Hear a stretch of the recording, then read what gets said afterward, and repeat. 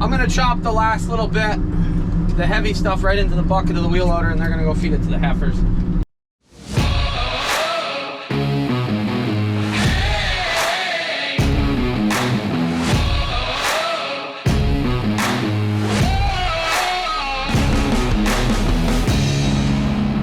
You are now watching Farming with Duffy Ag. Welcome back to the channel. The clutch is here. All the springs, the pins, we got everything. Throw bearings. Oh, that's the throw bearing. I take it that's the pilot bearing. I don't know. We got everything. So, there you have it. We got the mower going. I'm gonna change some knives, mow just a little bit so I can run the chopper. I got new cables for the chopper, and what else did I do? Got airlines this morning. I actually went to work this morning, so went and did some of my real job stuff. Well, I guess this isn't a fake job, but got some ratchet straps. You got it all. But new cables for the chopper since the old ones were junk. Gotta hook the hydraulic line up there, tighten some things, work on the head, and we should be good to go. So I'm gonna jump into throwing these cables in. Look at that, fresh cables, even matching colors, just the positive, didn't need the negative. Yeah. Look at that, new batteries. Somebody said I should switch them up. I went with what's in there because I just want it to work. So those batteries lasted me 3 years. Yeah. What else did we do? This is all in. I gotta figure out where this wire goes because it wasn't going anywhere, so it was just dangling on the back. So it goes up in the cab. I got some wire chews in the cab from the mice, so we got to look at that. I switched these grease fittings, got rid of this junction line because they never work right, and then you don't know which one. So put grease fittings back in. I'm happy with that. Do got to put oil in that. I don't know where my cover went, which that worries me. We got to find that. But what's taking my time was the reader for the gate in the barn. That was not IDing cows, so it had a broken wire inside of it, so we reran the wire inside of it. Then we only had hot water going into the teacup cleaner, which cleans the teats before, so it alarms out. So I was like, that's weird, only on one. I said, mixing valve must be bad. And then it started on the other one, so then we knew we were crossing water somewhere. So one of the check valves was bad, so fixed that. Didn't film it because, well, I didn't bring my camera with. But this needs an oil change. Need to run through the fluids in the front and do some work in the cab and work on that head. So that's where I'm at right now. Francisco's finishing up the mower. The parts for that came. I want to make sure this runs by the end of the day, so, which is coming. I hate mice and wiring, and we're about to do both of them because, well, clearly a mouse brought up some trash into the bottom, and I know it chewed down in there. So, yeah, that's not good. Not good at all. But we'll get it fixed up. Choppers are like perfect houses for mice. Any farm equipment, really. I guess you leave it parked in the winter and they get right into it. So, yeah, it is cool. You flip that, you take a pin out, all the electronic box comes up. Yeah, pretty basic. Wiring away. So underneath here was where my issues were. Solved that. Those lines are good. Now we're hopefully no more. I gotta close that up down underneath there for sure. So that's my neutral, so it will start when it's in there. There's some technology or some stuff in here as far as wiring, but nowhere near what a new one has. So I'm pretty lucky on that side of it. Some of it was cobbed together before me. Some of it I added, but Hopefully that's good there. Yeah, I'm gonna get my mess cleaned up and go start working on the, oh no, we gotta do gearbox oil. Such a good feeling. So I've had gearbox issues in the past. It's usually what fights me.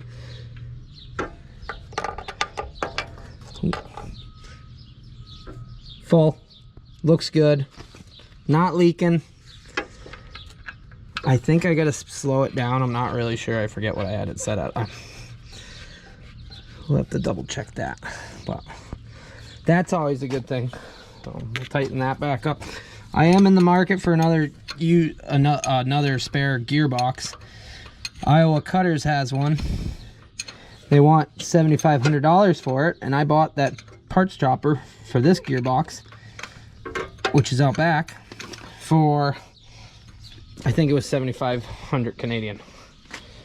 So by the time I had it home, I think I paid 7,500 for it, and it's worked out good. So the guy that I did buy it from, we're Snapchat friends now. So he came out of Canada, Nova Scotia, no, New Brunswick, I forget exactly. So they hauled that for me, which I appreciated that. That was a good trip. But I would like a spare gearbox, since that's usually what gives me problems, and I can take it off quick and swap it and not have an issue. So I've heard and I've talked to people about junkyards in the UK that have some of these kicking around. I just gotta get around to messaging one of them guys and seeing what they have and get it shipping this way so that I have a spare, because otherwise I have pretty much everything for a spare of this. I have a whole cutter housing, all the drives, tires, motor. Granted, the motor's pretty tired on that other one, so, or it's been sitting out. That's why it might look in better shape, but it's not functionally in better shape. Plus, I've robbed some parts off of it, and I got 3 kernel processors. Who has 3 kernel processors? I know the big guys do, but here I am. 3 of them, and 1 is brand new. So that also came from, well, we did a tour of it. So if you haven't watched those videos, that was when we were in Wisconsin. I forget the exact name, but go back, watch some of the previous videos when we went out to Iowa and Illinois and Ohio. That was this fall when I picked up the 7520 transmission, which, hey, it's right there. The boxes are right there. We'll see if we get around to it in the next week or so. Really need to. But chopping grass is a priority. Spraying corn, probably going to roll into that tomorrow. Might get the mowers going in the afternoon. The mower going in the afternoon for chopping on Wednesday. If we get some chopped on Wednesday, Thursday, Friday, hopefully the weather holds. We got some on Saturday and Sunday. Should be good at that rate. I don't know. I'm trying to take things slow on that because it always hurts when you're rushing on that. And clearly here I am with stuff that's broke down. Hopefully this is good. This does need a bath, and I need to pull the vents out because the birds build nests in there. And each one of those screens is like $100. There's 4 of them. There's $400 worth of screens. I think maybe they were 85. And the birds build nests in them. Poor design. Got to do something different. Well, 1, 2, 3, I think 4. That one's stove down and in, so.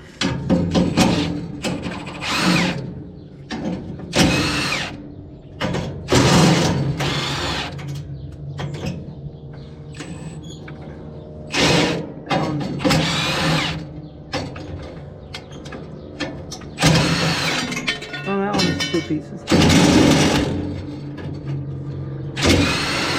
That's why you change them, because they don't always have anything to grab onto.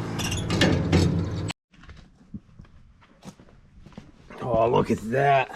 So nice. Stands out like a sore thumb. But we are good. Let me make sure I don't leave any metal. Yeah, still got to put that guard on. Still got to sharpen stuff. What else we got to do? My spout cam's not working, and I broke the bracket on here, so we got to do that. I don't know if I gotta, there's a spot to weld up there as well, but might as well go give it a trial run. The stick, nice little windrow, pull type. Somebody said, are you ever gonna run the pull type? I sure hope not. I make money running that. I do not make money running that. So I hope my chopper stays together. But here we are down into some heavier grass. And yeah, we didn't fertilize any of this because it's literally out our back. That's all pasture out there. The cows are looking good. This is a good windrow. This is 3 passes. So I have a feeling we're gonna make some feed this year, this spring at least. Chopped a little bit. Seemed like it blew really well. It was just a lighter row. I didn't want to chop the heavy row right on the ground. Nico is covered in water. I don't know where he was. But I'm gonna chop the last little bit, the heavy stuff, right into the bucket of the wheel loader, and they're gonna go feed it to the heifers. And then we're gonna get into getting ready to go spray. So let's see.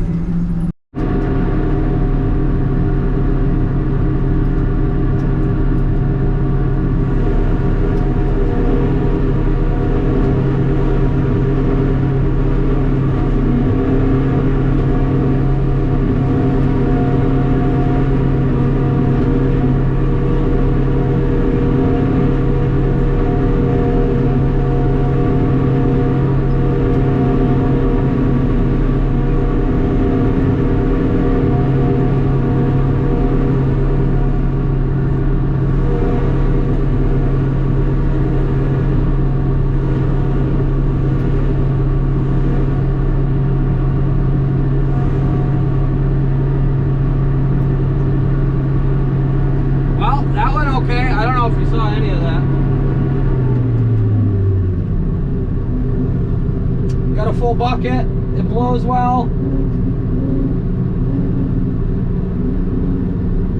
This does need hydraulic oil, so I lost some.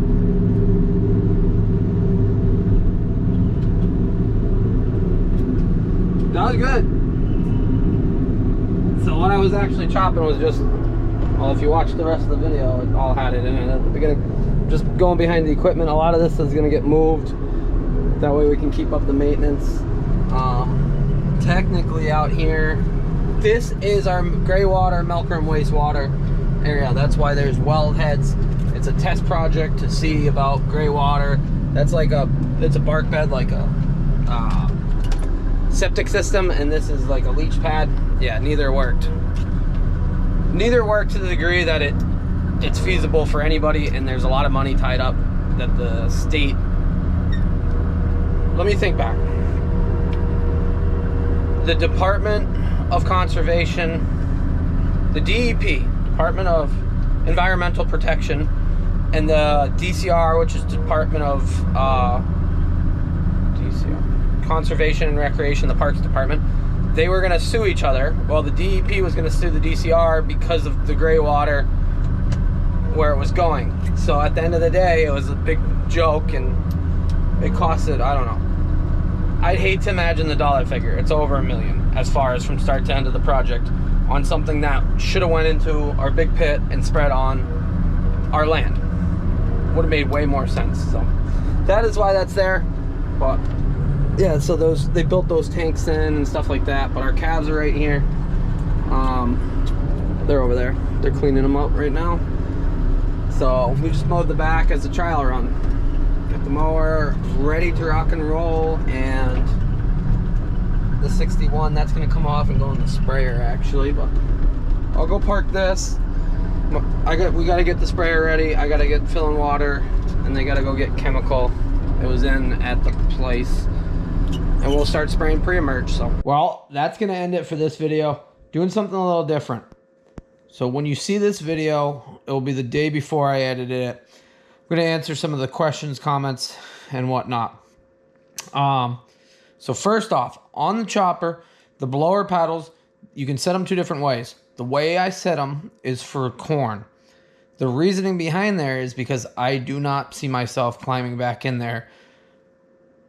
Probably either grinding those, cutting those, torching those bolts back off, or trying to get them off and flipping them and whatnot to go from corn to grass. The amount of grass I actually put up compared to the amount of corn I actually chop, I set it for corn. It's how the chopper had been the whole time I've owned it. And I'm not, it's going to chop perfectly fine. So yes, for grass, the fingers should be pointing out, but we're chopping a lot more corn than grass. Second thing, on the 7320 solenoid, it's not a regular solenoid. The pump isn't serviceable. Everybody keeps saying, oh, you could pull it off, you could put voltage to it. The best person that I've commented on it, and I appreciate it, I did write back, user LS. He's a John Deere technician here. They see a lot of issues with the D10 injection pumps, which I've heard that's a common thing.